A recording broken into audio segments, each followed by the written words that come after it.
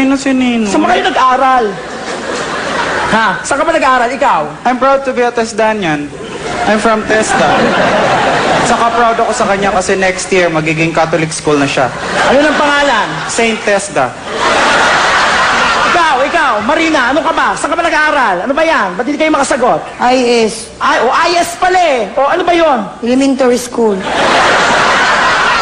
Nakakalawa pa kayo? Simple-simple mga tanong, hindi nyo masagot? Makaano ka naman dyan? Saan ka ba nag-aaral? Hoy, ang eskwelahan ko, ang pinakamagandang eskwelahan sa buong universe. Saan yan? Bakit? Dahil ang eskwelahan, kapag pinangalan, kasunod ng pangalan ng bayani, alam naman nating lahat na pampublikong na paaralan yon.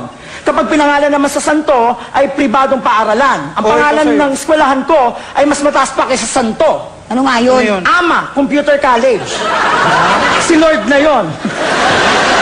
May hymn ba kayo dyan? Oo, meron kaming hymn. Ano yun?